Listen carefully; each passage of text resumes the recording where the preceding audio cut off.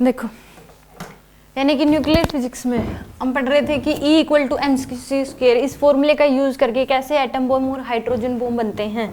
तो हल्का सा हमने पढ़ा था कि कैसे, हमने वीडियो भी देखी थी कि सबसे पहले जो एटम बम और हाइड्रोजन बम जो सबसे पहले इनका यूज किया गया था, उससे पहले तो मान लो कि 16 जुलाई, ये डाले कब गए हैं, 6 अगस्त 1945। पहले जो किसी कंट्री पे डाले गए हैं वो कितने हैं, 6 अगस्त 1945 पे। और इनकी जब एक्सपेरिमेंट हुआ होगा, पहले छोटा बम बना होगा एटम बम, यानी कि डिजाइन स्ट्रक्चर डिजाइन किया गया होगा पहले तो, क्योंकि ये लगे तो पहले से हुए। यानी कि 1905 में तो फॉर्मूला दिया गया था E इक्वल टू mc²। फिर फर्स्ट वर्ल्ड वॉर हो चुका था 1914 से 1918 तक। फिर सेकेंड वर्ल्ड वॉर हुआ 1939 से 1945 तक। तो यानी कि जब पहली एक्सपेरिमेंट इसका क्या किया होगा, बहुत, यानी कि छोटा बॉम्ब, छोटा स्ट्रक्चर डिजाइन किया गया होगा, एक्सपेरिमेंटली देखा गया होगा कि भी कितना इफेक्ट पड़ रहा है। तो पता लग गया था कि ये भयंकर है, इतने से बम से इतना ज़्यादा इफेक्ट पड़ रहा है, तो अगर इसका स्ट्रक्चर बड़ा कर दिया तो कितना ज़्यादा इफेक्ट पड़ेगा। ठीक है, तो यानी कि सबसे पहले यानी कि 16 जुलाई को तो एक्सपेरिमेंट करा गया छोटा बम उसका। फिर उसको यानी कि फिर जापान को बोल दिया गया था कि हम एटम बम डाल देंगे, आप आके माफ़ी मांगना चाहते हो तो माफ़ी मांग सकते हो। तो उन्होंने माफ़ी नहीं मांगी, उन्होंने सोचा ऐसे ही कर रहे हैं कि हमने पहले, अमेरिका ने बता दिया था कि हमने एटम बम बना लिया और हम डालने वाले हैं, सबको बता दिया था। तो फिर उन्होंने आगे आके माफ़ी मांगना चाहें तो मांग सकते हैं, हम नहीं डालेंगे। तो उन्होंने नहीं मांगी, तो उन्होंने 6 अगस्त 1945 को हिरोशिमा पे डाला और उसी के 3 दिन बाद 9 अगस्त 1945 को नागासाकी पे। ठीक है, तो यानी कि फर्स्ट जब बम डाला गया तो यानी कि देखा गया कि 5 किलोमीटर के रेडियस तक सब कुछ क्या हो जाता है, खत्म, और उससे आगे तक भयंकर बीमारियां, और वो इतनी रेडिएशन होते हैं कि वो कई सालों तक उसका इफेक्ट रहता है। यानी कि इतना ज़्यादा खतरनाक होता है। हाइड्रोजन बम तो एटम बम से और ज़्यादा खतरनाक होता है। और जिस तरीके से यहाँ रिएक्शन होती हैं सेम सन पे हो रही होती हैं, आगे पढ़ेंगे हम। तो यानी कि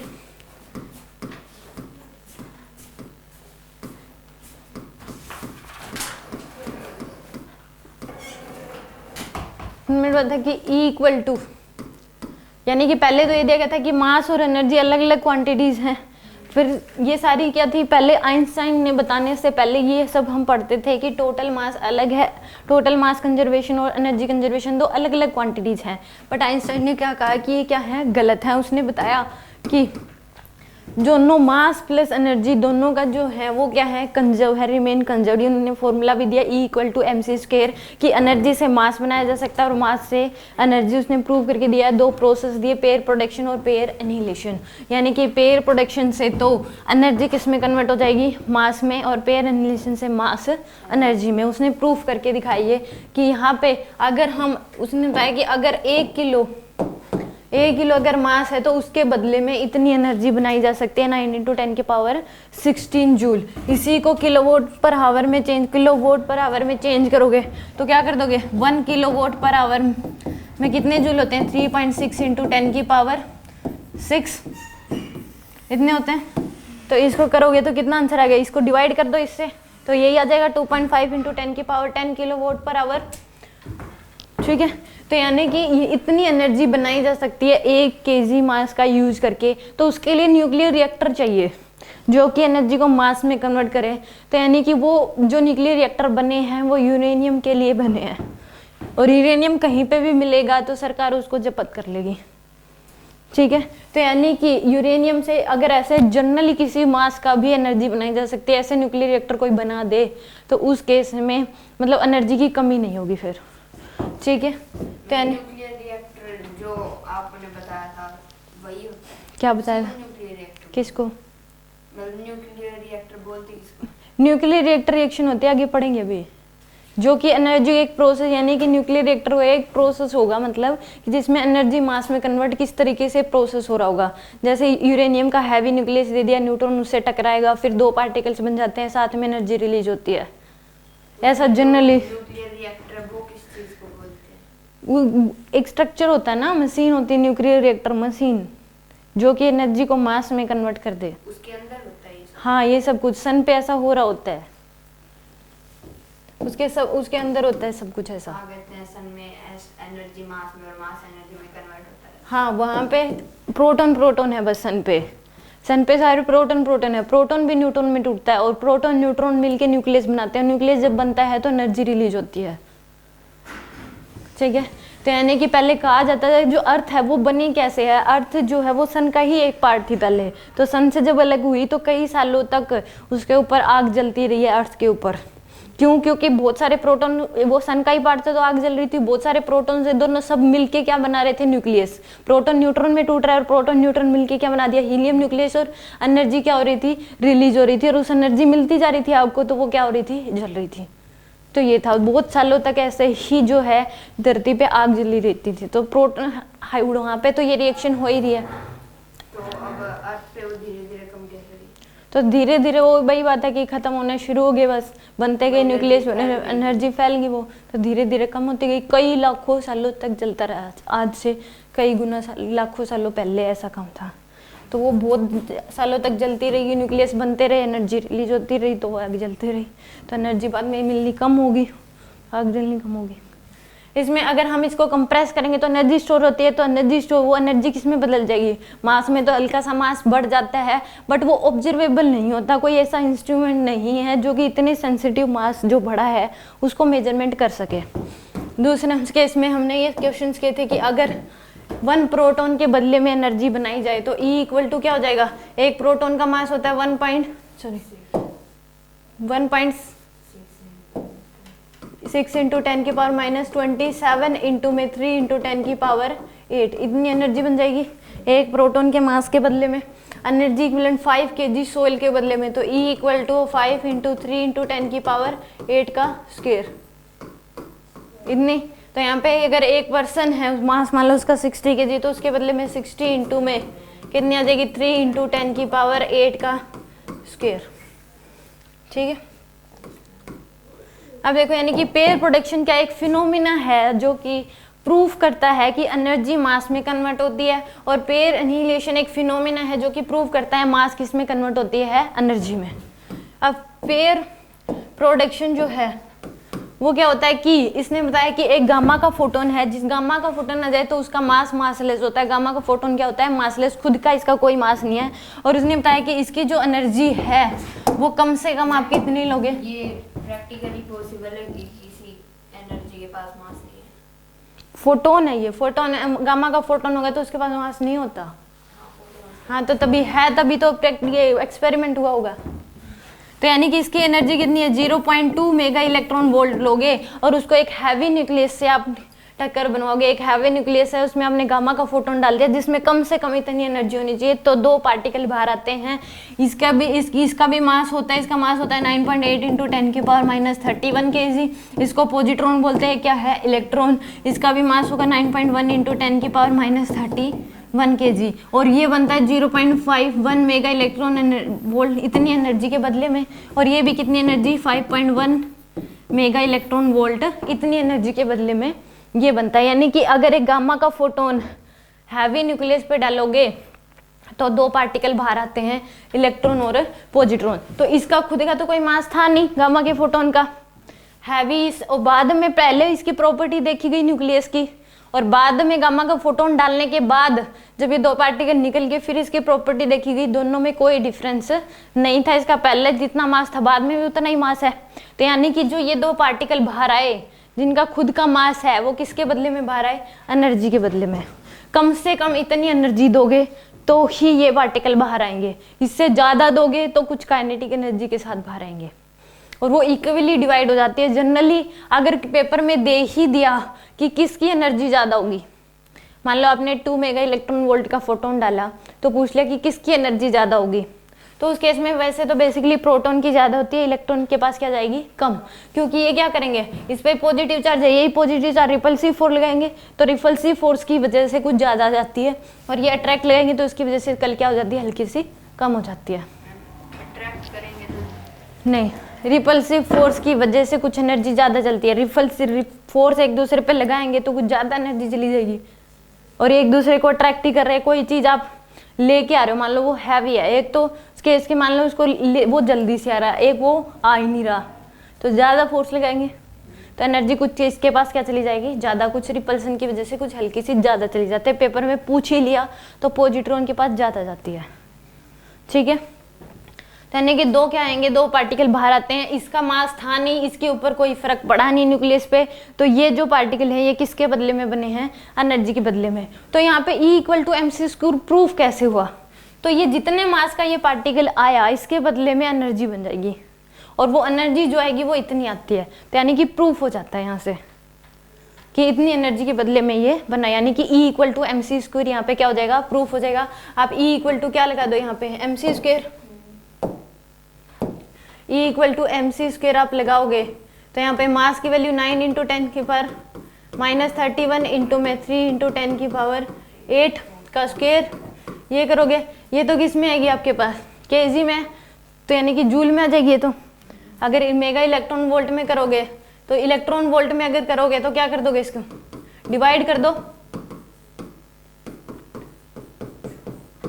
डिवाइड कर दो कि 7.6 इंटू 10 की पावर -19 से, और मल्टीप्लाई कर दो 10 की पावर -6 से, तो किस में कन्वर्ट आ जाएगी ये, मेगा इलेक्ट्रॉन वोल्ट में। इसको सोल्व करोगे तो 0.51 मेगा इलेक्ट्रॉन वोल्ट इतनी एनर्जी बदले बनेगी, तो यानी कि प्रूव हो जाता है equal to M C square, energy से एक पार्टिकल बना था उसके मास से उतनी एनर्जी बन रही है, इससे भी इतनी होगी, दोनों को ऐड करोगे तो इतनी एनर्जी आएगी, तो प्रूफ हो जाता है। कि कैसे प्रूफ हुआ, तो उसने दोनों तरीके से करके दिखाया, तो E equal to M C square यहाँ पे लग रहा था, यानी कि एनर्जी के बदले में मास बना, और जो मास बना उसके बदले में एनर्जी निकाल के देखी तो पहले जो डाली गई थी वो उसके इक्वल ही आई है।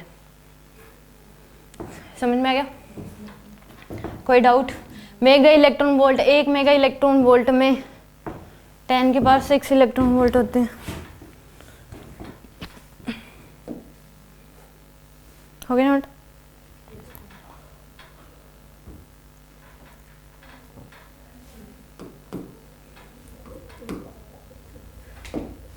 अब यानी कि rest mass energy of an electron and positron is 0.5 mega electron volt, यानी कि अगर पॉजिट्रॉन और इलेक्ट्रॉन जो निकले हैं उनकी काइनेटिक एनर्जी क्या है, 0, तो यानी कि वो इतनी एनर्जी के बदले में बने होंगे, उनके जो एनर्जी हम निकाल लेंगे उनके मास के बदले में वो इतनी आएगी।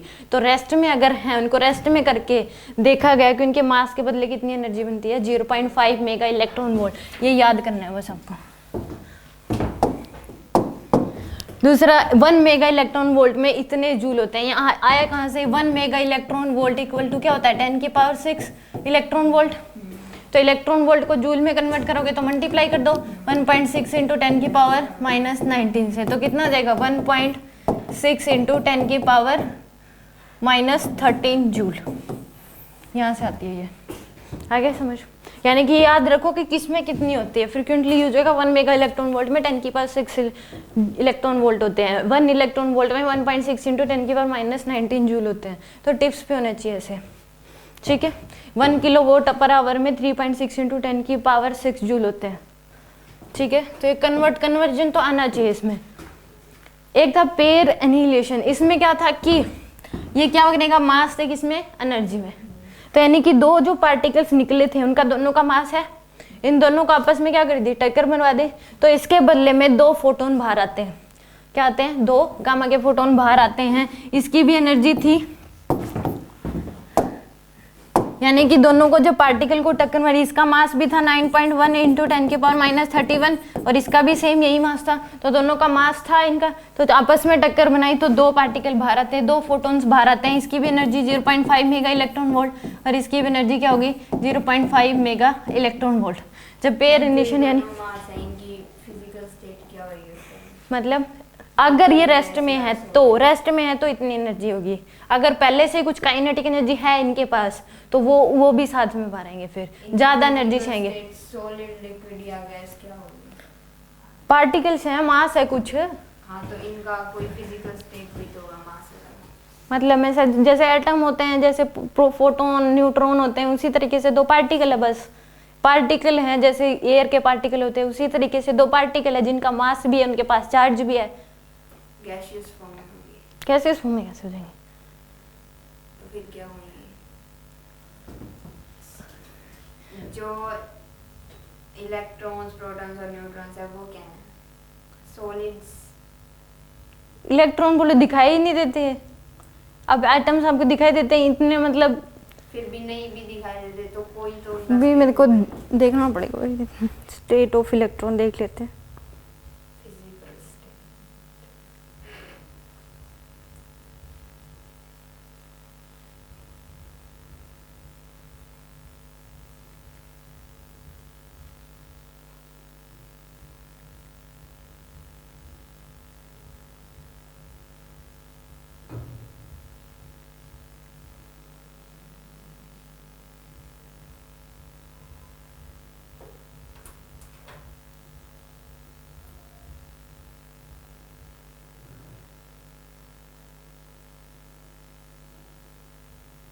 नो शेप, कोई शेप नहीं है।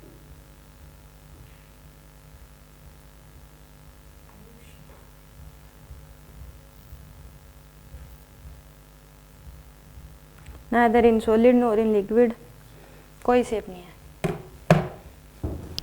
ठीक है, कोई ऐसा क्वेश्चन आएगा नहीं जो मतलब तो कोई शेप नहीं होती। तो यानी कि पार्टिकल्स इन दोनों को जब टक्कर मरवाई तो क्या है, 2 फोटॉन्स बाहर आई। ये जस्ट पार्टिकल थे, इनके पास यानी कि मास था, इनका काइनेटिक एनर्जी कुछ नहीं थी, तो इतने के 2 फोटॉन्स बाहर आते हैं। तो यानी कि इससे पेयर एनिहिलेशन एक फिनोमेना है जिससे मास किस में कन्वर्ट हो जाता है, एनर्जी में। ठीक है, तो यानी कि 2 इलेक्ट्रॉन पॉजिट्रॉन जब आपस में टक्कर मारेंगे मरवाओगे तो इस केस में 2 पार्टिकल्स बाहर आएंगे, गामा का फोटोन, दोनों गामा का फोटोन, इसकी एनर्जी भी 0.51, इसकी भी एनर्जी कितनी हो जाएगी, 0.51। यहाँ पे ये दिखा रखा है कि यहाँ पे दोनों साथ में दिखा रखे हैं, पेयर प्रोडक्शन भी पेयर इनिशिएशन। यहाँ पे एक न्यूक्लियस लिखा हुआ है जो कि दिखाई नहीं दे रहा, एक गामा का फोटोन आएगा, उससे टकराएगा, 2 पार्टिकल्स बाहर आएंगे, एक पॉजिट्रॉन और एक इलेक्ट्रॉन। यहाँ से एक पहले इलेक्ट्रॉन रखा हुआ है, इससे पॉजिट्रॉन टक्कर मारेगा तो 2 फोटोन्स बाहर आएंगे। ठीक है, इसमें गामा फोटोन आया, 2 पार्टिकल बाहर आए, पॉजिट्रॉन जब इससे टक्कर मारेगा तो 2 फोटोन्स बाहर जाते हैं। तो दोनों एक साथ दिखाए हुए हैं। ठीक है, इसमें देखो electron positron pair produce by the physical process of A gamma rays. Photon की एनर्जी इतनी थी, काइनेटिक एनर्जी कितनी हो जाएगी, अगर 1.02 का अगर होता है तो यानी कि वो क्या होते हैं, 0 काइनेटिक एनर्जी से बाहर आते हैं, तो इसमें से माइनस कर दो 2.26 में से, ये माइनस करोगे तो कितना गया 421, इतनी एनर्जी होगी टोटल काइनेटिक एनर्जी जो एक्स्ट्रा है। तो दोनों में हाफ हाफ चली जाएगी, तो कितनी हो जाएगी इसकी half, 0.62 for each particle. Each particle की जो एनर्जी हुई वो कितनी हो जाएगी, 0.62। इसने कहा इलेक्ट्रॉन एंड एंटी पार्टिकल मतलब पॉजिट्रॉन आर एनिहिलेशन, यानी कि दोनों एक दूसरे को कोलाइड कर रहे हैं। How much energy will be obtain, कितनी एनर्जी ऑब्टेन होगी, 0.51, यानी कि 2 फोटॉन्स बाहर आएंगे। कितने फोटॉन्स बाहर आएंगे, 2 फोटॉन, और 0.5 मेगा इलेक्ट्रॉन वोल्ट ईच की होगी। ठीक है, इसमें बोला गया पॉजिट्रॉन काइनेटिक एनर्जी उसकी इतनी है, इलेक्ट्रॉन की काइनेटिक एनर्जी कितनी है, इतनी, यानी कि जब दोनों को टक्कर बनाई, दोनों के पास पहले से ही काइनेटिक एनर्जी है 1 मेगा इलेक्ट्रॉन वोल्ट। तो जब टक्कर मारेंगे तो 2 फोटॉन्स बाहर आते हैं, 2 गामा के फोटोन बाहर आते हैं, तो उसकी एनर्जी क्या हो जाएगी, तो एनर्जी कितनी हो जाएगी पहले, यानी कि 1 मेगा, एक अगर पॉजिट्रॉन है तो उसके बदले में कितनी बनती है, 0.51 के बाहर आते हैं। 0 काइनेटिक एनर्जी अगर उनके पास है तो एक के पास कितनी हो जाएगी, 1.51, एक फोटोन के पास कितनी हो जाएगी, 1.51। इन दोनों के पास पहले काइनेटिक एनर्जी है, एक पॉजिट्रॉन एक इलेक्ट्रॉन है, दोनों के पास 1, इसके पास भी 1 मेगा इलेक्ट्रॉन वोल्ट है, इसके पास भी, दोनों को टक्कर मिलाई, तो उनके मास के बदले में तो फोटोन बनते ही थे। वो कितने के बनते थे, 0.51। जो एनर्जी थी वो भी किस पर चली जाएगी, फोटोन्स के पास। फिर ये फोटॉन्स भी काइनेटिक एनर्जी के साथ निकले, फोटोन्स की एनर्जी ही ये हो जाएगी 0.51 + 1, इतनी एनर्जी के फोटॉन्स निकलेंगे। फिर उनकी एनर्जी क्या होगी, उनकी जो ये काइनेटिक एनर्जी है तो फोटॉन्स के पास जाएगी ही जाएगी, बदले में जो उनका मास था उसके बदले में भी कुछ एनर्जी मिल जाएगी। तो वो 0.51 प्लस में 1, यानी कि 1.51, हर एक 2 फोटॉन्स निकलेंगे तो एक की एनर्जी होगी 1.51। 2 फोटोन बाहर आने तो 1.51 मेगा इलेक्ट्रॉन वोल्ट एक फोटोन की एनर्जी होगी, 1 फोटोन्स की, और दूसरे की भी इतनी होगी। हाँ, एक अगर रेस्ट में आप टक्कर में रहे थे तो एक फोटॉन्स की एनर्जी कितनी थी, 0.51। अब जो काइनेटिक एनर्जी है वो तो चली जाएगी फोटोनिक एनर्जी में, तो दोनों की कितनी हो जाएगी, 0.51 प्लस में 1, तो 1.51। आगे समझ, तो यानी कि 2 निकलेंगे, हर एक की कितनी होगी, दोनों की, इसके एक की भी 1.51 और दूसरे की भी कितनी होगी, 1.51। आगे समझ, जैसे आप एक्स्ट्रा दे रहे थे, मान लो जो गामा का फोटोन डाल रहे थे वो एक्स्ट्रा काइनेटिक एनर्जी का डाल रहे थे, मान लो 1.02 से ज्यादा का डाल रहे हो, तो वो किस में जा रही थी, काइनेटिक एनर्जी में, तो वो काइनेटिक एनर्जी भी तो फोटोनिक एनर्जी में कन्वर्ट हो जाएगी बाद में। समझ में आ गया, तो ये पहले से ही जब टक्कर मारे तो कुछ काइनेटिक एनर्जी थी, वो तो फोटोनिक एनर्जी में जाएगी ही जाएगी, साथ में उनके मास के बदले में भी बन जाएगी। तो एक, यानी कि जब बन रही थी तो 2 फोटोन बाहर आ रहे थे जी, अगर 0 काइनेटिक एनर्जी थी तो 0.51 का एक, 0.51 का एक, वो तो आएगी आएगी, उतनी एनर्जी के फोटोन तो बाहर आएंगे ही आएंगे, साथ में वो एक और मिल जाएगी दोनों को। अब देखो इसमें मेन तो ये है कि एक्सपेरिमेंटली अगर न्यूक्लियर फिजिक्स एक नहीं है तो कैलकुलेशन करनी पड़ेगी, बहुत ज़्यादा कैलकुलेशन है। तो ये इस केस में ये यहाँ पे जो लिखे गए हैं इतनी मतलब पेज भर भर के कैलकुलेशन कर करके यहाँ पे लिखे गए हैं ताकि यहाँ पे टाइम ना लगे, क्योंकि फ़ोन पे करेंगे फिर ये लिखेंगे तो बहुत टाइम लग जाएगा। ठीक है, तो देखो इसने आइंस्टाइन ने क्या देखा कि जो हम जनरली जो मास ऑफ प्रोटॉन देखते हैं, अब हीलियम न्यूक्लियस है, नेचुरली एग्जिस्ट करता है हीलियम न्यूक्लियस, तो यानी कि वो किससे बना है, 2 proton 2 neutron, 2 proton 2 neutron. Electrons यहाँ पे नहीं देखेंगे क्योंकि जब बड़ों बड़ों की बात होती है तो छोटों को नहीं देखा जाता। ठीक है, तो इलेक्ट्रॉन है भी बट उनकी बात नहीं होती। ठीक है, तो ये किससे बना है, 2 प्रोटॉन 2 न्यूट्रॉन से।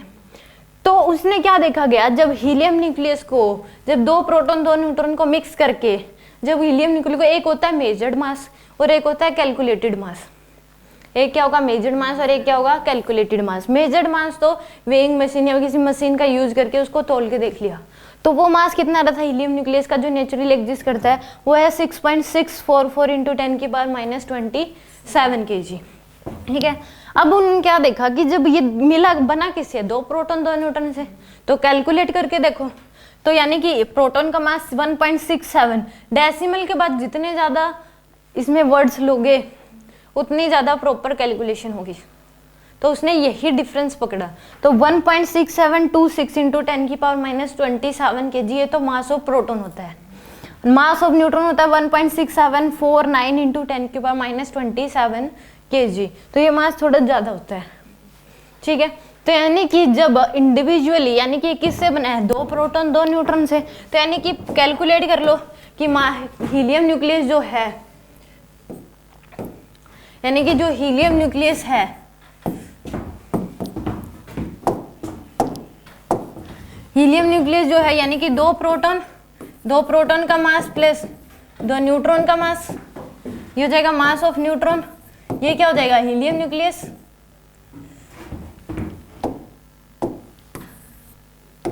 यानी कि ये क्या बन जाएगा, हीलियम न्यूक्लियस बन जाएगा। तो यानी कि 2 इंटू में क्या कर दोगे, 1.6726 × 10⁻27 kg प्लस 2 इंटू में 1.6749 × 10⁻27 kg। इनको कैलकुलेट करोगे तो मास किसके इक्वल आना चाहिए, हीलियम न्यूक्लियस के मास के इक्वल आना चाहिए, पर जब इनको कैलकुलेट करा गया तो जो मास है वो कुछ ज़्यादा ही आया। वो क्या आया, ज़्यादा आया हीलियम न्यूक्लियस का जो मास है उसके कंपैरिजन में। देखो ये तो क्या था उसका मेजर्ड मास, जब ये अलग अलग थे प्रोटॉन न्यूट्रॉन, तो इनका जो मेजर्ड मास था और जो इनका कैलकुलेटेड मास था वो क्या था, सेम ही।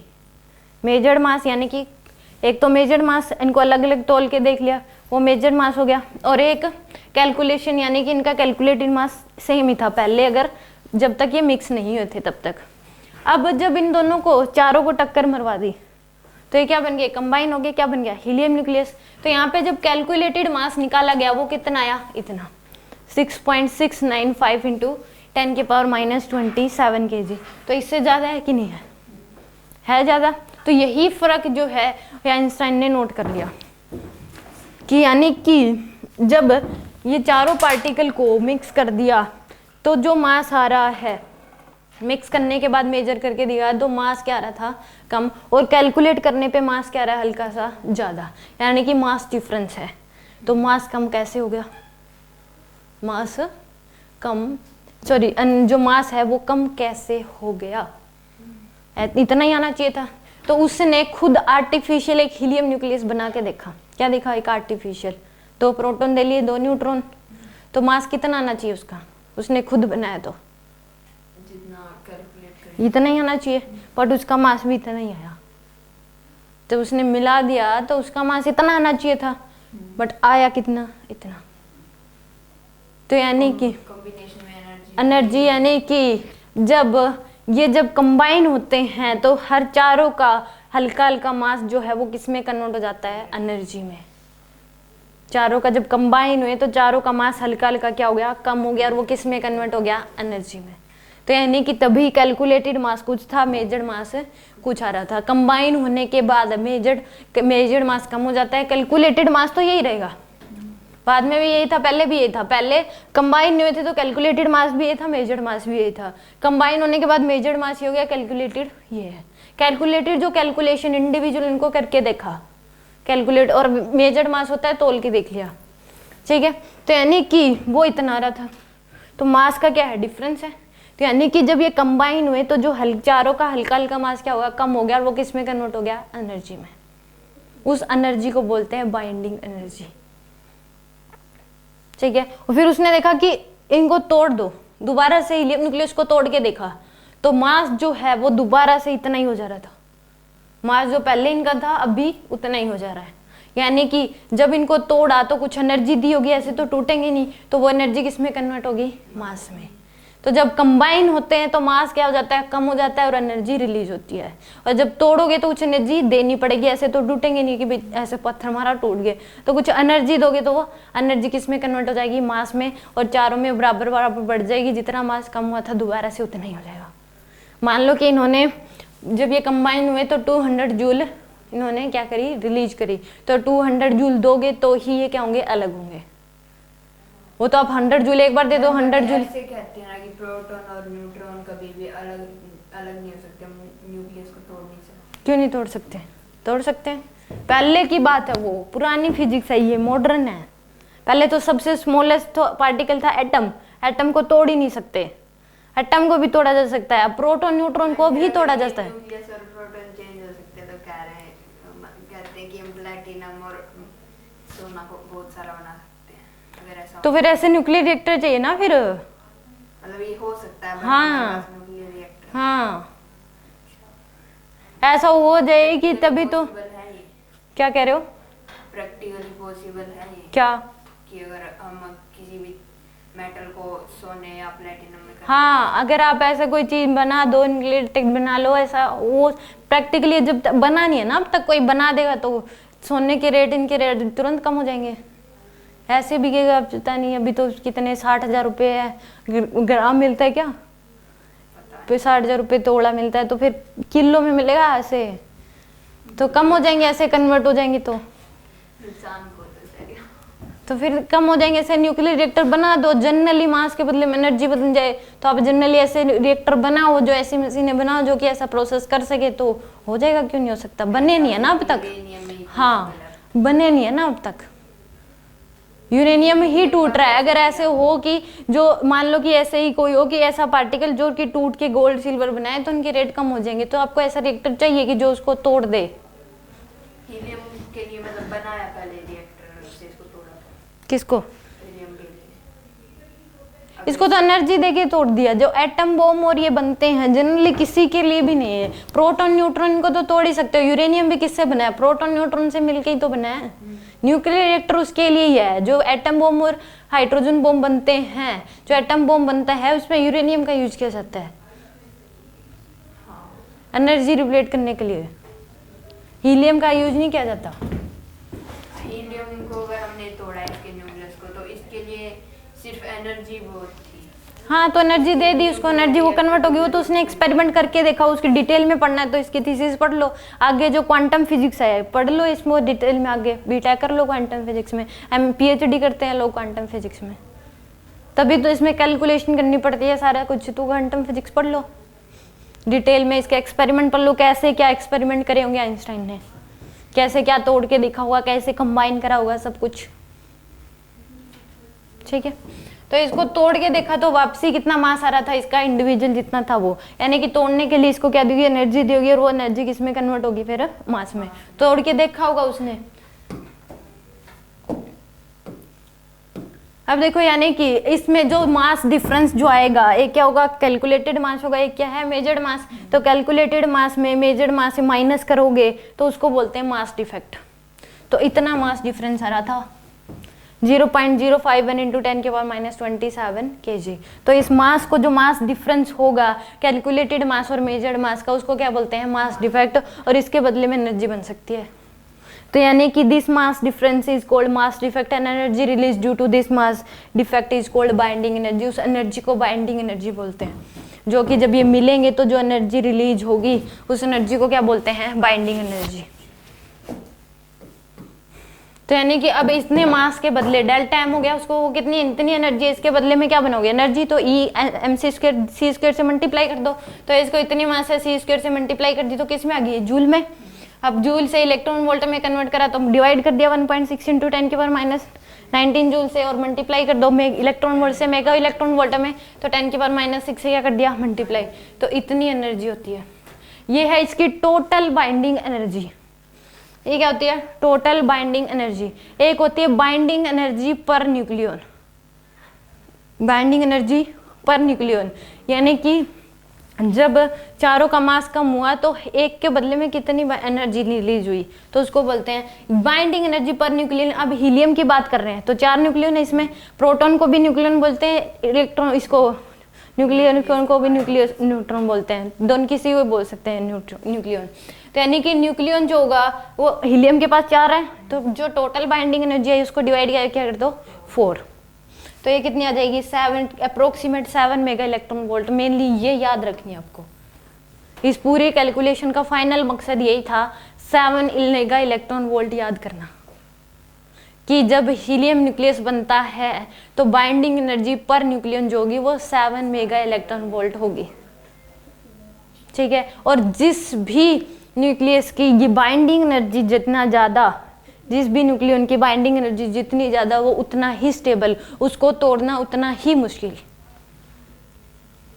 ठीक है, उसको तोड़ना उतना ही ज़्यादा। टोटल एनर्जी नहीं देखनी, बाइंडिंग एनर्जी पर न्यूक्लियन जिसकी ज़्यादा होगी वो उतना ही स्टेबल होगा, उसको तोड़ना उतना ही मुश्किल होगा, ठीक है। तो हीलियम न्यूक्लियस की कितनी होती है binding energy per nucleon 7 mega electron volt. कहाँ से आई, पहले कैलकुलेटेड प्रोटॉन 2 प्रोटॉन 2 न्यूट्रॉन लिया, उनका कैलकुलेट मास कैलकुलेट किया, हीलियम न्यूक्लियस 2 प्रोटॉन 2 न्यूट्रॉन से बना है, मेजर्ड मास देखा हीलियम न्यूक्लियस का जो सराउंडिंग में एग्जिस्ट करता है तो उसका कितना था, कम था, कैलकुलेटेड जा रहा था, मास डिफरेंस देखा, उस मास डिफरेंस के बदले में क्या बनी एनर्जी, उस एनर्जी को क्या बदलते हैं बाइंडिंग एनर्जी। यानी कि जब 2 प्रोटॉन 2 न्यूट्रॉन मिलते हैं तो कुछ एनर्जी रिलीज करते हैं, यानी कि उनका मास क्या हो जाता है कम, और वो मास किस में कन्वर्ट हो जाता है एनर्जी में। जब दोबारा से हीलियम न्यूक्लियस टूटेगा तो एनर्जी देनी पड़ेगी उसको, और वो एनर्जी किस में कन्वर्ट हो जाएगी दोबारा से मास में। तो सन पे यही हो रहा है कि वहाँ पे प्रोटॉन ही है, हाइड्रोजन गैस है, यानी कि 1H1 है वहाँ पे, तो प्रोटॉन भी न्यूट्रॉन में टूटता है। आगे बताऊँ, प्रोटॉन भी न्यूट्रॉन में टूटता है, प्रोटॉन टूटता है न्यूट्रॉन में, न्यूट्रॉन एक एंटी पार्टिकल निकलता है, साथ में एनर्जी निकलती है, तो प्रोटॉन भी टूटता है। तो प्रोटॉन टूटता है तो यानी कि प्रोटॉन टूटा न्यूट्रॉन बने, तो प्रोटॉन न्यूट्रॉन मिलके क्या बन जाएंगे फिर हीलियम न्यूक्लियस, हीलियम गैस बन रही है वहाँ पे। समझ में आया। क्वार्ट्ज एक मटेरियल होता है, गिलास बनते हैं उसके, जो कि फैलता नहीं है, मतलब फैलेगा तो दोबारा से रिगेन कर लेता है। इसमें भी कुछ होता है ना, क्यू से बनता है कुछ क्वार्ट्ज या फिर कुछ। क्वार्ट्ज देखो इसमें तो कुछ है नहीं, एक वैसे एक मटेरियल होता है, एक प्रकार से परफेक्टली इलास्टिक होता है क्वार्ट्ज। हाँ, वो तो ग्लास वो भी होता है, एक और भी। तो क्वार्ट्ज मेटल होगा ना। यानी कि मास डिफेक्ट जो होगा, what is mass defect, paper में आ सकता है कि बोर्ड्स में भी मास डिफेक्ट होता क्या है। तो mass defect difference between sum of masses of nucleon consider एक न्यूक्लियस, एक न्यूक्लियस जो है वो न्यूक्लियन से मिलके बना है, तो उनका जो मास होगा और rest mass of the nucleus, यानी कि जब न्यूक्लियस रेस्ट में है तो उसका जो मास होगा, उन दो के डिफरेंस को क्या बोलते हैं मास डिफेक्ट।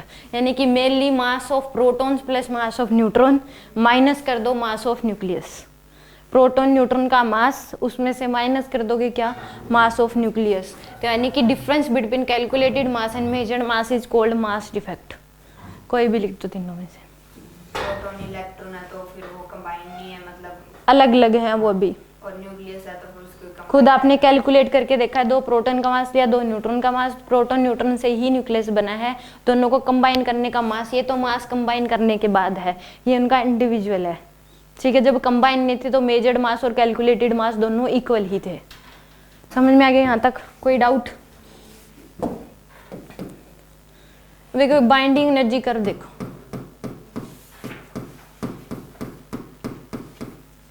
ये है बाइंडिंग एनर्जी कर्व। यानी कि आइंस्टाइन ने क्या देखा कि सबकी जो थे यूरेनियम हीलियम हाइड्रोजन, सबका उन्होंने मिला के देखा, मास निकाल के देखा, बाइंडिंग एनर्जी पर न्यूक्लियन निकाली, तो उसने कैलकुलेशन की, तो उसने एक कर्व डिजाइन किया ऐसे, यानी कि binding energy per nucleon versus उसके एटॉमिक मास का ग्राफ है, ठीक है। तो यानी कि ये क्या है, बाइंडिंग, ये क्वेश्चन आ जाएगा कि बाइंडिंग एनर्जी कर्व है क्या, किस किस के बीच है। तो आप कहोगे किसके average binding energy per nucleon और किसके बेस मास नंबर के बीच, ठीक है। ये जनरली क्वेश्चन आ सकता है सिंपल कि बाइंडिंग एनर्जी कर्व है क्या, पेपर में 5 मार्क्स में दे सकता है। हाँ, तो ये किसका है, ग्राफ है average binding energy per nucleon and the mass number difference nuclei of in A curve, different nuclei इसका मास बाइंडिंग एनर्जी कर्व है। अब देखो इसमें हाइड्रोजन की जो बाइंडिंग एनर्जी होती है सबसे कम होती है, इसकी जो बाइंडिंग एनर्जी होती है 1.1 होती है पर न्यूक्लियन, कितनी होगी 1.1। अब यहाँ से लेके यहाँ तक जो ग्राफ है वो बढ़ रहा है। लिथियम की बाइंडिंग एनर्जी पर न्यूक्लियन जो होगी वो 5.43 समथिंग होगी, ठीक है। फिर इसकी हीलियम की कितनी हो जाएगी 7, यानी कि बाइंडिंग एनर्जी पर न्यूक्लियन जिसकी ज्यादा वो उतना ज्यादा स्टेबल। यानी इसमें क्यों नहीं है? हाँ आगे देखो,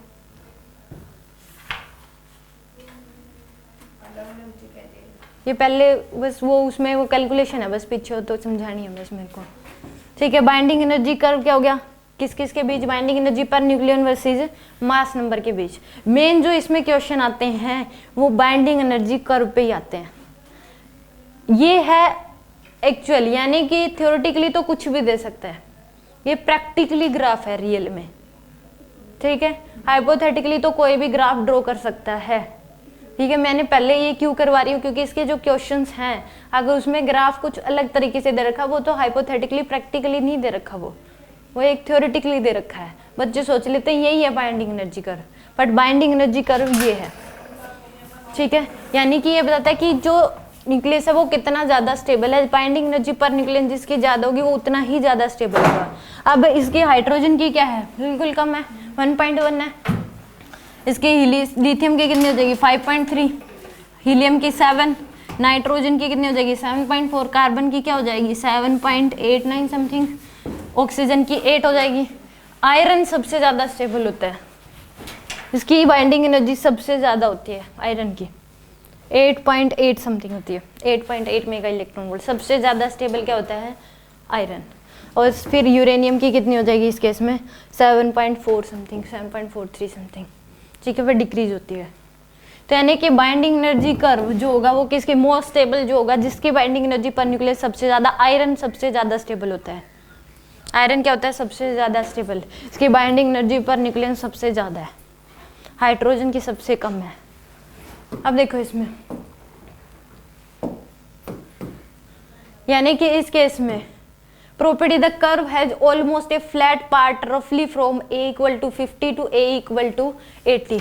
देखो a equal to 50 से लेके यहाँ से 50 होगा, यहाँ पे कहीं 50 है कि नहीं, यहाँ से 50 से लेके 80 तक जो ग्राफ है वो क्या है फ्लैट ही है। बाइंडिंग एनर्जी पर न्यूक्लियन लगभग सेम इन सबकी, जो फ्लैट पार्ट है ये एक प्रॉपर्टी है कि मास नंबर 50 से लेके 80 तक जो ग्राफ है वो क्या बनता है फ्लैट बनता है।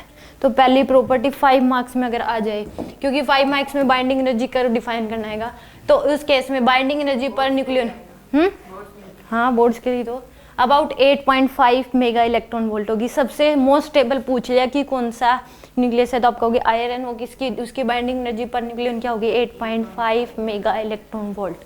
और सो दैट न्यूक्लियाई है mass number in 50 and 80 most stable. 50 और 80 के बीच जितने भी हैं सबकी क्या होगी बाइंडिंग एनर्जी पर न्यूक्लियन 8.5 होगी, वो सबसे ज़्यादा स्टेबल है।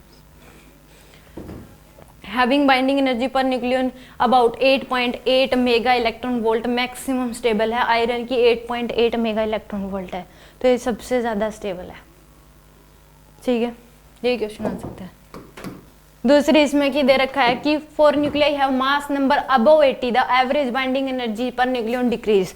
इससे ज्यादा है तो ग्राफ देखो ऐसे डिक्रीज हो रहा है, यानी कि बाइंडिंग एनर्जी पर न्यूक्लियन क्या हो रही है डिक्रीज हो रही है 80 से आगे। तो यानी कि वो क्या हो गया the lower value binding energy per nucleus fails to overcome the Coulomb's repulsion among proton in nuclei having large number of protons. This is why the nuclei of heavy atoms beyond इसमें 20983 are radio active.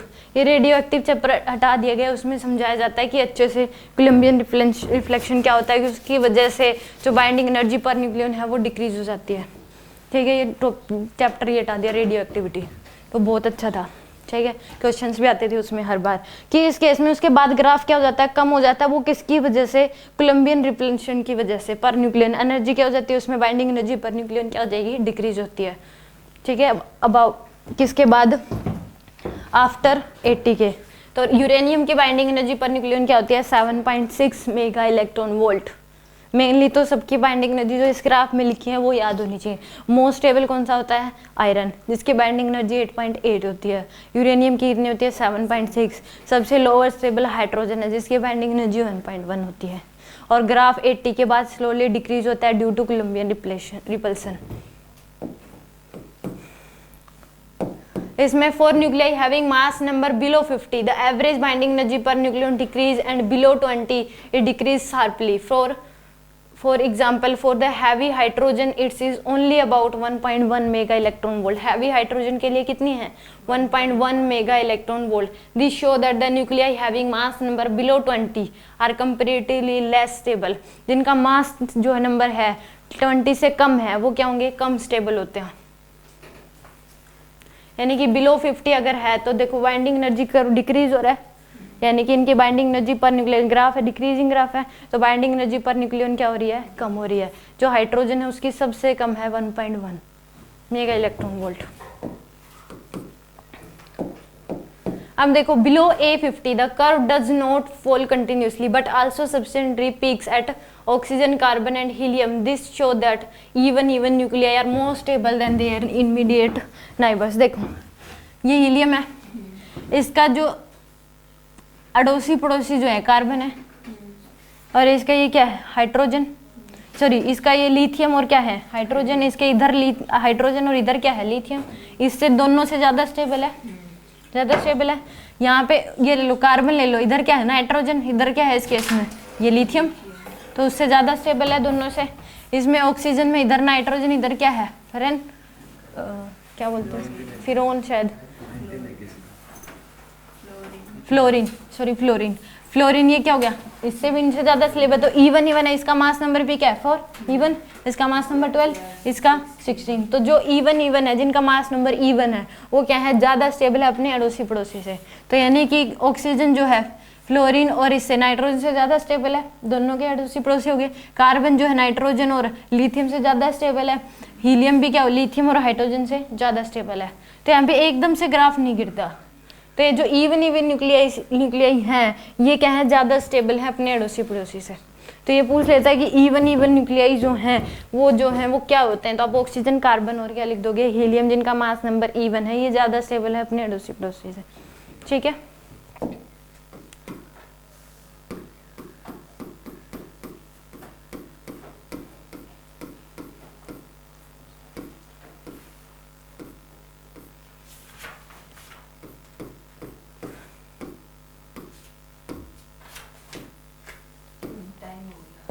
कोई ना, थोड़ा बहुत और। इसमें देखो ये हमने पढ़ लिया था मास डिफेक्ट क्या होता है, एनर्जी बाइंडिंग एनर्जी कर। बाइंडिंग एनर्जी होती क्या है, binding energy of a nuclear is defined as minimum energy. Binding energy का मतलब है कि मिनिमम एनर्जी कितनी देनी पड़ेगी किसी न्यूक्लियस को उनके न्यूक्लियर को सेपरेट करने के लिए, उसको बोलते हैं बाइंडिंग एनर्जी। क्या होती है, binding energy of a nucleus is defined as the minimum energy required to separate its nucleons and place them at rest at infinite distance apart. यानी कि दोनों को अलग अलग करना है, दूर दूर करना है, तो कितनी एनर्जी देनी पड़ेगी उसको बोलते हैं बाइंडिंग एनर्जी। ठीक है, और बाइंडिंग एनर्जी क्या होगी, ये क्या होगी, डेल्टा एम इंटू सी स्क्वायर। मास डिफेक्ट इंटू में क्या कर दोगे, सी, जो मास डिफेक्ट है उसको सी स्क्वायर से मल्टीप्लाई कर दो, E equal to M C square ही हो गया। वो एनर्जी उसको क्या बोलते हैं, बाइंडिंग एनर्जी। अब डेल्टा एम क्या है, मास ऑफ प्रोटॉन, जितने ये क्या हो गया उसका एटॉमिक नंबर, तो इनटू में क्या हो जाएगा, mass of proton, total mass आ जाएगा प्रोटॉन का, प्लस में A minus Z, atomic mass minus में एटॉमिक नंबर कर दे तो क्या आ जाता है, इनटू में mass of neutron, total mass of neutron आ जाएगा, माइनस कर दो ये क्या है, मास ऑफ न्यूक्लियस, इनटू में क्या कर दो, सी स्क्वायर। ये इसी को डिफाइन कर, एटॉमिक नंबर, जेड क्या होता है, atomic number minus mass number में से एटॉमिक नंबर माइनस कर दो। मास ऑफ न्यूक्लियस यहाँ पे क्या हो, मास of proton plus mass of nucleus, किसकी बात कर रहे हो, जनरल फॉर्मूला है, हीलियम की बात कर रहे हो, तो 2 इंटू mp प्लस में a माइनस जेड, यानी कि नंबर ऑफ न्यूट्रॉन्स निकालते हैं तो mass number minus atomic number कर दे तो क्या आ जाता है, मास ऑफ न्यूट्रॉन नहीं आता। Mass of neutron equal to mass of nucleus equal to क्या होता है, mass number equal to mass of proton plus mass of neutron. तो प्रोटॉन पता है तो उसमें से न्यूट्रॉन माइनस कर देंगे तो क्या आ जाएगा, नंबर ऑफ न्यूट्रॉन्स आ जाएंगे कि नहीं आएंगे। यहाँ पे a माइनस जेड है नंबर ऑफ न्यूट्रॉन्स, कितने न्यूट्रॉन है, a माइनस जेड कर दो, नंबर ऑफ न्यूट्रॉन्स आ जाएंगे आपके पास, इनटू में मास, एक मास का एक न्यूट्रॉन का मास। यहाँ पे z क्या है, एटॉमिक नंबर के बराबर ही नंबर ऑफ प्रोटॉन्स होते हैं, एटॉमिक नंबर के बराबर ही क्या होता है, नंबर ऑफ प्रोटॉन्स, तो यानी नंबर ऑफ प्रोटॉन्स इनटू में एक प्रोटॉन का मास, ये क्या आ गया आपके पास, टोटल मास ऑफ प्रोटॉन आ गया, प्लस में a minus Z, mass number minus atomic number क्या हो जाएंगे, नंबर ऑफ न्यूट्रॉन्स इनटू में एक न्यूट्रॉन का मास, माइनस क्या कर दिया, मास ऑफ न्यूक्लियस इनटू में c स्क्वायर। इसी को लिखा गया है, बस मास डिफेक्ट क्या लिखा हुआ है खोल के, तो ये याद होना चाहिए इस तरीके से कि मास डिफेक्ट होता क्या है, तो इसको ऐसे लिख सकते हैं। तो यानी कि the nucleus nuclear binding energy range, ऐसे याद कर लो, number of protons into mass, हाँ ऐसे कर लो, तो जेड ही नंबर ऑफ प्रोटॉन ही होता है, प्लस तो आपको वहां पे ये थोड़ी ना कि आपको कैसे लिखा होगा, लिखा तो ऐसे होगा।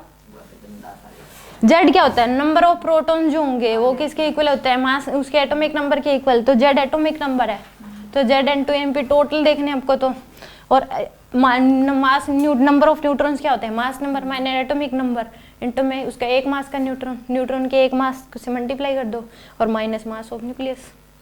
यहाँ पे the nuclear binding energy range from 2.23 mega electron volt from the heavy hydrogen about 800 mega electron volt for uranium. Uranium जब बनता है तो इतनी एनर्जी, और हाइड्रोजन जो होगा तो वो इतनी एनर्जी चाहिए उसको बाइंडिंग एनर्जी, हाइड्रोजन के न्यूक्लियस को तो इतनी, और इसके लिए इतनी, यूरेनियम के लिए कितनी ज़्यादा है। तो यानी कि average binding energy per nucleon क्या होगी, average binding energy required to remove a single nucleon, एक सिंगल न्यूक्लियन को कितनी एनर्जी चाहिए from the nucleus to infinite distance is called average binding energy per nucleon. यानी कि एक सिंगल न्यूक्लियन जो होगा वो कितनी मास कम करके कितनी एनर्जी रिलीज कर रहा है, तो यानी कि एक सिंगल न्यूक्लियन जो है उसकी कितनी एनर्जी होगी उसको बोलते हैं एवरेज बाइंडिंग एनर्जी। यानी कि बाइंडिंग एनर्जी पर न्यूक्लियन है एवरेज बाइंडिंग एनर्जी का मतलब, और जिसकी एवरेज बाइंडिंग एनर्जी जितनी ज़्यादा होगी वो उतना ही ज़्यादा स्टेबल होगा। तो यानी कि क्या हो जाएगी, ग्रेटर स्टेबिलिटी, यानी कि average binding energy per nucleus जितनी ज़्यादा वो उसकी स्टेबिलिटी को रिप्रेजेंट करेगा। तो आयरन सबसे ज़्यादा स्टेबल है, उसकी बाइंडिंग एनर्जी पर न्यूक्लियन सबसे ज़्यादा है। अब इस केस में क्या दे रखा है, ये किसका बना दिया, नाइट्रोजन न्यूक्लियस, नाइट्रोजन का 7 प्रोटॉन 7 न्यूट्रॉन, तो 7 प्रोटॉन ले लिए और क्या ले लिए 7 न्यूट्रॉन, तो एक प्रोटॉन का मास इंटू 7, एक न्यूट्रॉन का मास इंटू 7, तो यहाँ से मेजर्ड मास ऑफ नाइट्रोजन इतना है, मेजर्ड मास ऑफ नाइट्रोजन क्या है इतना, और एक कैलकुलेटेड मास, ये क्या हो गया आपके पास कैलकुलेटेड मास आ गया 7 इंटू में 1.67 इंटू 10 की पावर -27, ये तो क्या हो गया mass of proton, total mass of proton, ये total mass of neutron, calculate करके इतना आ गया। तो मास डिफेक्ट कितने, ये क्या आ गया कैलकुलेटेड मास, ये क्या है आपके पास मेजर्ड मास, तो दोनों का डिफरेंस लोगे तो क्या आ जाएगा आपके पास मास डिफेक्ट, ये क्या आ जाएगा मास डिफेक्ट कितना है आपके पास 0.1858 इंटू 10 की पावर -27 kg। तो इसी को क्या, इससे जो मान एनर्जी बनेगी उसको क्या बोलोगे बाइंडिंग एनर्जी, और ये कितनी आएगी बाइंडिंग एनर्जी, इसको किससे मल्टीप्लाई कर देंगे सी स्क्वायर से, तो 0.1858 इंटू 10 की पावर -27 को किससे मल्टीप्लाई कर दो 3 इंटू 10 की पावर 8 का स्क्वायर, तो कितनी एनर्जी आ जाएगी binding energy, total binding energy कि जब 7 प्रोटॉन 7 न्यूट्रॉन मिले होंगे तो इतनी एनर्जी रिलीज की होगी, तो वो पर न्यूक्लियन कितनी आ जाएगी इसकी 7.46, ये आती है आपको 7.4 मेगा इलेक्ट्रॉन वोल्ट, इतनी याद रखनी है कि नाइट्रोजन न्यूक्लियस जब बनता है तो उसकी बाइंडिंग एनर्जी पर न्यूक्लियन होती है 7.4। इतने जितने भी एलिमेंट है सबकी निकाल सकते हो, पहले 96 थे, फिर 98 हुए, फिर 105, अब कितने 118, तो 118 की निकाल सकते हो बाइंडिंग एनर्जी पर न्यूक्लियन। ठीक है, अब यूरेनियम है, यूरेनियम में कितने होते हैं नंबर ऑफ प्रोटॉन 43, कितने होते हैं 92, उसके नंबर ऑफ प्रोटॉन हो गए 92 और 146 न्यूट्रॉन, इतने आपको उसमें मिक्स करने पड़ेंगे, तो वहाँ से आ जाएगा उसका मास डिफेक्ट। यानी कि एक, ये तो फिर कल ही बता दूंगा आपको, ठीक है, अब सुन लो चाहिए। अब देखो हर एक में क्या आ रही है आपके पास, जब करके देख रहे हो मास डिफेक्ट, हर एक में मल्टीप्लाई में मास ऑफ प्रोटॉन 10 की पावर -27, मास ऑफ न्यूट्रॉन 10 की पावर -27, मास डिफेक्ट जब निकाल रहे 10 की पावर -27, जो कि इतना सा कम है 10 की पावर -27। तो इसको कैलकुलेशन इतने सारे जब करने थे, बार बार इसने देखा 10 की पावर -27, 10 की पावर -27। जैसे जनरली मान लो डिस्टेंस 1 किलोमीटर है, हमें उसी को मिलीमीटर में बोले तो कितना ज़्यादा वो करना पड़ेगा। तो यानी कि सेम इसमें, यानी कि इसने क्या कहा कि हर बार इसने इसको 27 को ख़त्म करना था, क्या करना था उसको 10 के पावर -27 को ख़त्म करना था। तो उसने बताया कि उसको एक ऐसी यूनिट चाहिए थी कि जो कि इस 10 के पावर -27 को ख़त्म कर दे, कैलकुलेशन ईजी हो जाए। तो उसने क्या दिया 1 AMU, जो AMU लिख दो, U लिख दो, एटॉमिक मास यूनिट, तो वो किसके इक्वल होता है 1.6605 इंटू 10 की पावर -27 kg। तो लगभग बराबर ये मास ऑफ प्रोटॉन क्या होता है 1.6726, यही होता है इंटू 10 की पावर -27 kg। तो 1 AMU लगभग बराबर है, एग्जैक्ट नहीं कर सकते, लगभग बराबर है। तो यानी कि इसने कह दिया कि एक इलेक्ट्रॉन जो है, एक इलेक्ट्रॉन का मास इतना हो गया, तो उसको लगभग इतना U लिख सकते हैं AMU, यानी कि 0.005486 न्यू। एक प्रोटॉन यानी कि 1.67 इंटू 10 की पावर -27 kg, तो 1.00726, तो यानी कि 1 AMU के बराबर हो गया लगभग। 1 न्यूट्रॉन, तो ये क्या हो गया भाई, भी 1 AMU के बराबर हो गया। एक अल्फा पार्टिकल हो गया, तो ये 4 AMU के बराबर हो जाएगा, 2 प्रोटॉन 2 न्यूट्रॉन। तो लगभग उसने कैलकुलेशन करी कि अगर हमें बोलना है सिंपली, तो न्यूक्लियस का मास बोलना है तो 1 AMU, 4 AMU हीलियम न्यूक्लियस का, प्रोटॉन का मास 1 AMU। 1 AMU की वैल्यू याद रख लो 1.6605 इंटू 10 की पावर -27 kg। अब देखोगे कि फिर इसने कहा कि साइंटिस्ट लोग मान लो कोई कहीं पे बैठ के कुछ भी कैलकुलेट कर रहे हैं, तो जो ये 1 AMU जो है कि मान लो कि आपको कोई चीज़ मेजर दे दिया, आपको ये दे दिया कि कोई 10 किलो की चीज़ दे दी और ये बोल दिया कि जिसके 2-2 किलो के अलग अलग पार्ट करो। आपके पास 2 किलो का ऐसा कोई है ही नहीं कि जिसको आप बराबर रख के उसको मेजर कर सको, तो आप एग्जैक्ट फिर वो आप करोगे तो एग्जैक्ट तो होगा ही नहीं। आपने पार्ट तो कर दिए अंदाजा लगा के कि ये 2 kg, ये 2 kg, ये 2 kg, एग्जैक्ट तो नहीं होगा। तो इसलिए यानी कि उसको भी मेजरमेंट करेगा, अगर मास ऑफ प्रोटॉन ये सब कुछ मेजरमेंट करनी है। हमारा मास भी AMU में हो सकता है, 6 kg मास है, 60 वेट होगा, 6 kg मास मान लो, तो 60 kg इसको डिवाइड कर दो इससे, तो आपका AMU में आ जाएगा। यानी कि मान लो कि किसी का मास जो है वो 10 kg है, तो 10 डिवाइड बाय में क्या कर दो 1.6605 इंटू 10 की पावर 27 -20, तो कितना आ जाएगा 10 डिवाइड बाय में 1.6605 इंटू 10 की पावर 27 AMU। तो ये थोड़ा सा होगा कि इतना मास 70, तो इसलिए हम जनरली बोल देते हैं। तो उसने कहा कि अगर जो, तो ये 1 AMU जो उसने डिफाइन किया, कार्बन हर जगह पाया जाता है, हमारी बॉडी में भी है, हर जगह कार्बन पाया जाता है। तो एक कार्बन का एटम ले लो और उस कार्बन के एटम का 12th पार्ट जो है वो 1 AMU के बराबर होगा। 1 AMU को डिफाइन कर दिया, 1 AMU is defined as the 1/12 of the mass of the 1 carbon atom. एक कार्बन एटम लेना है और उसका जो मास होगा उसके 1/12 मास के बराबर है 1 AMU का मास। तो हर जगह मिलता है, तो कोई भी कैलकुलेट कर सकता है इसको। तो यानी कि उसने इसको डिफाइन कर दिया कि 1 AMU है क्या, तो आप कह सकते हो 1/12 ऑफ कार्बन, 1 कार्बन एटम, यानी कि यहाँ पे 1/12 C612, 1/12 इसके बराबर है 1 AMU। समझ आ गया? तो यानी कि ये भी आप याद कर लो इसको भी कि AMU के टर्म्स में, ठीक है, क्योंकि ज़्यादा इसमें मिलेंगे आपको AMU के टर्म्स में ही मिलेंगे। किस में मिलेंगे? AMU के टर्म्स। हाँ, नंबर सी। इसमें लगभग इतना कर लो कि एग्जैक्ट होगा तो आप कर सकते हो, मतलब इस 1 AMU की वैल्यू याद रख लो। तो ये याद भी कर लो कि 4 पॉइंट मतलब है कुछ 4 इतना, 1 इतना है, तो आप लगभग इसको ऐसे AMU के टर्म्स में है सबका। अब आगे आगे जो आएंगे वो AMU में मिलेंगे आपको, ठीक है। अब देखो E = mc², mass of proton, ये 1 AMU की वैल्यू इतनी होगी। अब इसके बदले में कितनी एनर्जी निकल जाएगी? इतनी 931.5 मेगा इलेक्ट्रॉन वोल्ट। एक AMU के, यानी कि एक AMU इसके मास के बदले में कितनी एनर्जी बन जाएगी? 931.5 मेगा इलेक्ट्रॉन वोल्ट। यानी कि इतना मास है, इसको C² से मल्टीप्लाई कर दें, इसको अब ये किस में आएगी, जूल में आएगी। इलेक्ट्रॉन वोल्ट में करोगे तो 1.6 इंटू 10⁻⁻19 से डिवाइड कर दो, इंटू में क्या कर दो 10⁻⁻6 है, तो इतनी एनर्जी रिलीज होगी।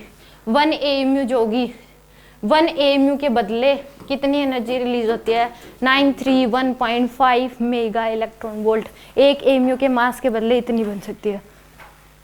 समझ में आया? अब इसमें आगे क्या क्या, हीलियम न्यूक्लियस है, ये AMU के टर्म्स में निकाल के दिखा रखा आपको। मास ऑफ प्रोटॉन AMU के टर्म्स में लिया, मास ऑफ न्यूट्रॉन भी AMU के टर्म्स में लिया, ये मास ऑफ न्यूक्लियस भी किस में ले लिया, AMU के टर्म्स में। तो जब इनको क्या करके देखा आपने, ये तो क्या था इसके अलग अलग, तो इसमें भी क्या निकाल के देखा, कैलकुलेटेड मास निकाला AMU के टर्म्स में, और इसका भी मेजर्ड मास देखा वो भी किस में, AMU के टर्म्स में। तो दोनों का जो है वो क्या ले लिया, कैलकुलेटेड मास कितना रहा था 4.031882। पॉइंट के डेसिमल के बाद जितने ज्यादा नंबर होंगे इसकी वैल्यू उतनी ज्यादा करेक्ट निकल के आएगी। तो इसमें है ही कि पॉइंट्स के बाद सारे जितने भी आ रहे हैं सारे लेने हैं, तभी एग्जैक्ट वैल्यू आएगी। और कैलकुलेट मेजर्ड मास इतना था, दोनों का डिफरेंस लिया तो कितना आ गया आपके पास 4. ये क्या हो गया इसका कैलकुलेटेड मास, तो इन दोनों का डिफरेंस लोगे, मेजर्ड मास माइनस कैलकुलेटेड मास माइनस मेजर्ड मास, तो वो कितना आ जाएगा आपके पास 0.03076 AMU। इसी को क्या बोलते हैं हम, मास डिफेक्ट। ये AMU के टर्म्स में है, वो पीछे था वो kg के टर्म्स में था। अब इसके बदले में एनर्जी, तो बाइंडिंग एनर्जी कितनी आ जाएगी 20, कितनी आ जाएगी, इसको ये मास डिफेक्ट है C² से मल्टीप्लाई कर देंगे तो 28.295 मेगा इलेक्ट्रॉन वोल्ट। तो बाइंडिंग एनर्जी पर न्यूक्लियन किस में आ जाएगी 7 मेगा इलेक्ट्रॉन वोल्ट अप्रोक्सीमेट। पहले भी कितनी आ रही थी 7, अब भी 7 ही है, वो तो चेंज नहीं होगी। ठीक है, तो यानी कि binding energy per nucleus helium nucleus की कितनी होती है 7 मेगा इलेक्ट्रॉन वोल्ट।